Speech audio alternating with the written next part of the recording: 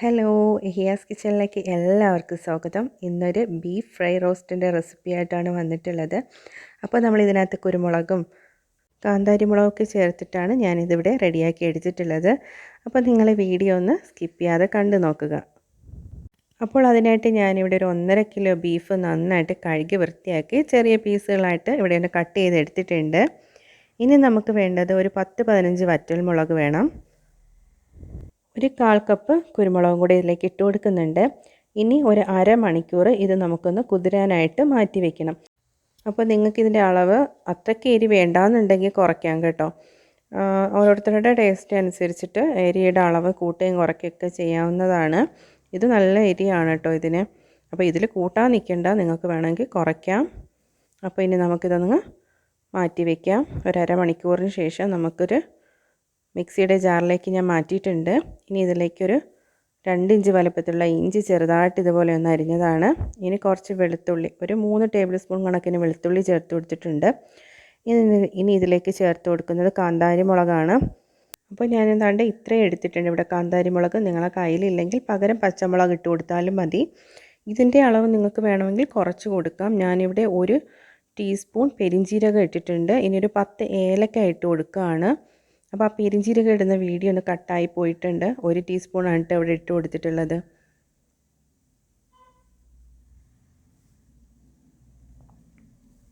ദാണ്ട് ഈ ഒരു സ്പൂണിൻ്റെ അളവിനാണ് ഞാൻ ഇവിടെ ഇട്ട് കൊടുത്തിട്ടുള്ളത്. ഇനി ഇതുപോലത്തെ ഒരു 10 ഏലക്കയും കൂടെയാണ് ഇട്ട് കൊടുത്തിട്ടുണ്ടായിരുന്നത്. ഇത് നല്ലതുപോലെ ഇതുപോലെ ഒന്ന് അടിച്ചെടുത്തിട്ടുണ്ട്. ഇനി അതങ്ങ് മാറ്റി വയ്ക്കാം. ഇനി ഇതുപോലൊരു കുക്കറിലേക്കാണ് കേട്ടോ നമ്മൾ എടുത്ത് വെച്ചിട്ടുള്ള ബീഫൊക്കെ ഇട്ട് കൊടുക്കുന്നത്. ഇനി ഇതിലേക്കൊരു 1.5 ടീസ്പൂൺ മഞ്ഞൾപ്പൊടിയും കൂടെ ചേർത്ത് കൊടുക്കുകയാണ്.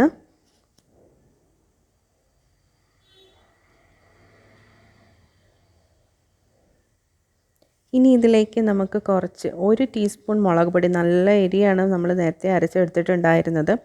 അപ്പോൾ കുക്കറിൽ വേവിക്കുന്നുണ്ടാണ് കേട്ടോ ഒത്തിരി മുളക് പൊടിയും കൂടെ ഇട്ട് കൊടുത്തിട്ടുള്ളത്. വേണമെങ്കിൽ നിങ്ങൾക്കത് ഇട്ട് കൊടുക്കാണ്ടേ ഇരിക്കാം, കുഴപ്പമില്ല. നമുക്കിനി ആവശ്യത്തിന് ഉപ്പും കൂടെ ചേർത്തിട്ട് നന്നായിട്ട് അങ്ങ് മിക്സ് ചെയ്ത് കൊടുക്കാം.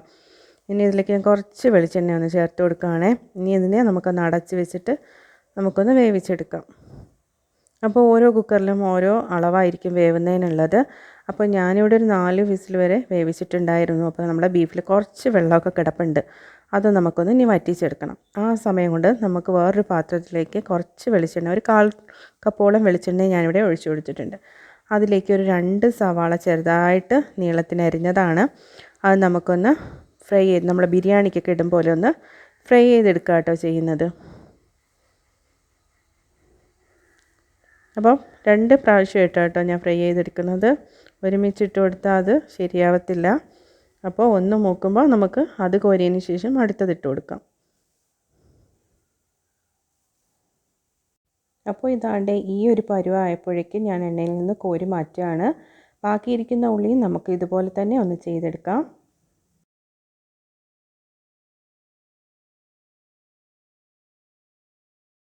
ഇനി ഇതിലേക്ക് 1 മുറി തേങ്ങയുടെ പകുതി ചെറുതായിട്ട് ഇതുപോലെ ഒന്ന് അരിഞ്ഞതാണ്. അതും കൂടെ ഇതിലേക്കിട്ട് നമുക്കൊന്ന് മൂപ്പിച്ചെടുക്കാം. അപ്പോൾ നിങ്ങൾ ഒരിക്കലും ഇതൊന്ന് സ്കിപ്പ് ചെയ്ത് കളയരുത്. നല്ല ടേസ്റ്റാണ് തേങ്ങയൊക്കെ ഒന്ന് മൂപ്പിച്ചിടുമ്പോഴേക്കും. അപ്പോൾ നമ്മളെ തേങ്ങ നന്നായിട്ടൊന്ന് മൂത്ത് വന്നിട്ടുണ്ട്. നമുക്ക് എണ്ണയിൽ നിന്ന് കോരി മാറ്റാം. അപ്പോൾ ഇതെല്ലാം കൂടി നമുക്ക് എണ്ണയിൽ നിന്ന് കോരി മാറ്റിയതിന് ശേഷം നമുക്ക് ഇനി ഇതിലേക്ക് കുറച്ച് മസാല ഇട്ട് കൊടുക്കണം. നമ്മൾ നേരത്തെ പെരിഞ്ജീരകം ഏലക്കയൊക്കെ ഒന്ന് പൊടിച്ചിട്ടുണ്ടായിരുന്നു. ഇനി ഇതിലേക്ക് 2 ഇഞ്ച് വലുപ്പത്തിലുള്ള പട്ട ഇട്ട് കൊടുക്കുന്നുണ്ട്. 2-3 ഗ്രാമ്പും ഇട്ട് കൊടുക്കാം. ഒരു തക്കോലം കൂടെ ഇട്ട് കൊടുത്തിട്ടുണ്ട്. ഇനി ഇതിലേക്ക് ഒരു 1/4 ടീസ്പൂൺ ബിരിയാണി ജീരകം ഇട്ട് കൊടുക്കുകയാണ്. നിർബന്ധമൊന്നുമില്ല, കയ്യിലുണ്ടെങ്കിൽ ഇട്ട് കൊടുത്താൽ മതി. ഇനി നമുക്കിതിലേക്ക് അരച്ച് വെച്ചിട്ടുള്ള അരപ്പൊക്കെ ഇട്ട് കൊടുക്കാം. അപ്പോൾ നമുക്ക് മൊത്തം അരപ്പ് ഇട്ട് കൊടുത്തതിന് ശേഷം നന്നായിട്ടങ്ങ് വഴറ്റി കൊടുക്കണം. അതിൻ്റെ ഒരു പച്ച ചുവയൊക്കെ ഒന്ന് മാറിക്കിട്ടാൻ വേണ്ടിയിട്ടാണ് ഇങ്ങനെ ചെയ്തെടുക്കുന്നത്. അപ്പോൾ ഒരു 5 മിനിറ്റെങ്കിലും നമുക്ക് ഇതുപോലെ ഒന്ന് വഴറ്റിയെടുക്കണം. അപ്പോൾ ഇതിൽ കുറച്ച് എണ്ണയുടെ കുറവുണ്ട്. ഞാനൊരു 1 ടേബിൾ സ്പൂണോളം ഇതിലേക്ക് ഒഴിച്ചു കൊടുക്കുകയാണ്. ഒരുപാട് ഒഴിക്കണ്ട.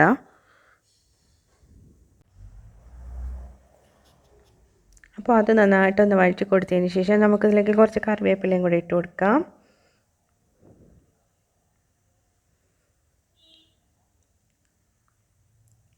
ഇനി ഇതിലേക്ക് നമ്മൾ നേരത്തെ എടുത്ത് വെച്ചിട്ടുള്ള ബീഫ് ഉണ്ടല്ലോ അതും കൂടെ ചേർത്ത് കൊടുക്കുകയാണ്. നിങ്ങൾ ബീഫ് വേവിക്കുന്ന സമയത്ത് ഒരുപാടങ്ങ് വെന്ത് പോകരുത്. ഒരു 80% മാത്രം വേവിച്ചെടുക്കാൻ നോക്കുക. അത് കഴിഞ്ഞിട്ട് നമ്മൾ ഈ മസാലയിലൊക്കെ ഇട്ടിട്ട് നന്നായിട്ട് നമ്മളത് വേവിച്ചെടുക്കും. അപ്പോൾ ഒരുപാട് വെന്ത് കഴിഞ്ഞാൽ കുക്കറിലായതുകൊണ്ട് പെട്ടെന്ന് പൊടിഞ്ഞു പോകും വെന്ത്. അപ്പോൾ അതൊന്ന് ശ്രദ്ധിച്ചിട്ട് ചെയ്യാൻ നോക്കുക. എന്നിട്ട് നമുക്ക് നന്നായിട്ടങ്ങ് ഇളക്കി കൊടുക്കാം. മസാലയൊക്കെ നന്നായിട്ട് നമ്മളെ ബീഫിലൊന്ന് പിടിച്ച് കിട്ടണം. ഇനി ഇതിലേക്ക് ഒരു 1.5 ടേബിൾ സ്പൂൺ മല്ലിപ്പൊടി ചേർത്ത് കൊടുക്കുകയാണ്.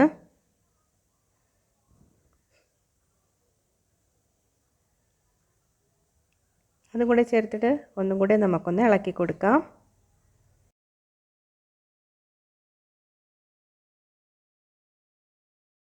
അപ്പോൾ ഇങ്ങനെ ചെയ്യുന്ന നേരത്ത് ചെറു തീയിലിട്ട് മാത്രം ചെയ്തെടുക്കുക. ഇനി ഇതിലേക്ക് 1 ടേബിൾ സ്പൂൺ വിനീഗർ ചേർത്ത് കൊടുക്കുകയാണ്. നല്ലൊരു ടേസ്റ്റിന് വേണ്ടിയിട്ടാണ്. ഇനി നമുക്കിതിലേക്ക് നമ്മൾ വറുത്ത് വെച്ചിട്ടുള്ള തേങ്ങയും ഉള്ളിയും കൂടെയൊക്കെ ഒന്ന് ഇട്ട് കൊടുക്കാം. ഇനി അതെല്ലാം കൂടെ ഇട്ട് കൊടുത്തിട്ട് നന്നായിട്ടങ്ങ് മിക്സ് ചെയ്ത് കൊടുക്കണം.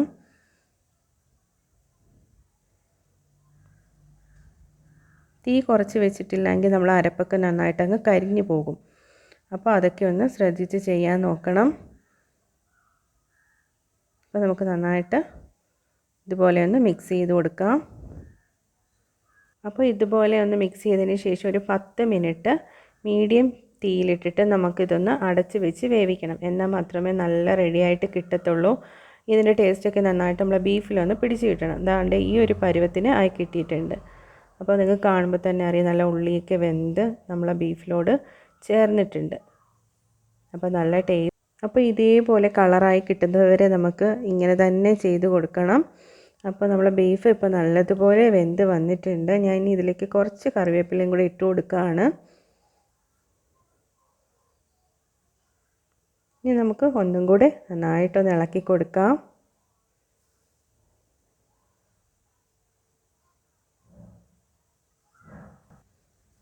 അപ്പോൾ ലാസ്റ്റായിട്ട് ഞാൻ ഇനി ഇതിൽ നമ്മൾ തീയൊക്കെ ഓഫ് ചെയ്യുന്ന സമയത്ത് ഇതിലേക്ക് ചേർത്ത് കൊടുക്കുന്നത് 1 ടേബിൾ സ്പൂൺ ടൊമാറ്റോ സോസാണ് ചേർത്ത് കൊടുക്കുന്നത്. നല്ല ടേസ്റ്റാണ് ഈ ഒരു ടൊമാറ്റോ സോസ് ചേർത്ത് കൊടുക്കുമ്പോഴത്തേക്ക് കിട്ടുന്നത്. അപ്പോൾ ഒരുപാടായി പോകരുത്. 1 ടേബിൾ സ്പൂൺ ചേർത്ത് കൊടുത്താൽ മതി. എന്നിട്ട് അത് നന്നായിട്ടങ്ങ് മിക്സ് ചെയ്ത് കൊടുക്കാം. അതിനുശേഷം നമുക്ക് തീ ഓഫ് ചെയ്യാവുന്നതാണ്. ഇപ്പോൾ നല്ലതുപോലെ നമ്മളെ ബീഫൊക്കെ റെഡി ആയിട്ടുണ്ട്. അപ്പോൾ നല്ല ടേസ്റ്റി ആയിട്ടുള്ള നമ്മളുടെ ബീഫ് റോസ്റ്റ് ഇവിടെ റെഡിയാണ്. അപ്പോൾ നിങ്ങൾക്ക് എല്ലാവർക്കും ഇഷ്ടപ്പെട്ടെന്ന് വിചാരിക്കുന്നു. ഇഷ്ടപ്പെട്ടെങ്കിൽ നിങ്ങളിതൊന്ന് ട്രൈ ചെയ്ത് നോക്കുക. പിന്നെ നിങ്ങളുടെ അഭിപ്രായങ്ങളൊക്കെ ഒന്ന് കമൻറ്റ് ബോക്സിൽ അറിയിക്കാൻ കൂടി നിങ്ങൾ മറന്നു പോകരുത്. പിന്നെ എപ്പോഴും പറയും പോലെ ലൈക്ക് ചെയ്യാനും ഷെയർ ചെയ്യാനും സബ്സ്ക്രൈബ് ചെയ്യാനും കൂടി നിങ്ങൾ മറന്നു പോകരുത്. സബ്സ്ക്രൈബ് ചെയ്യുമ്പോൾ അടുത്തൊരു കുഞ്ഞ് ബെല്ലൈക്കൺ വരും, അതിലൊന്ന് ക്ലിക്ക് ചെയ്യുക. അപ്പോൾ ഓൾ എന്ന ഓപ്ഷൻ വരും, നിങ്ങൾ അതിലും കൂടെ ക്ലിക്ക് ചെയ്യുക. എന്നാൽ മാത്രമേ ഞാനിടുന്ന വീഡിയോസൊക്കെ നിങ്ങൾക്ക് അപ്പോഴപ്പോഴായിട്ട് കിട്ടത്തുള്ളൂ. അപ്പോൾ നിങ്ങൾ മറന്നു പോകണ്ട, ഇപ്പം തന്നെ ഒന്ന് സബ്സ്ക്രൈബ് ചെയ്തോളൂ. അപ്പോൾ അടുത്ത വീഡിയോ ആയിട്ട് വരുന്നത് വരേക്കും ഓക്കെ ബൈ.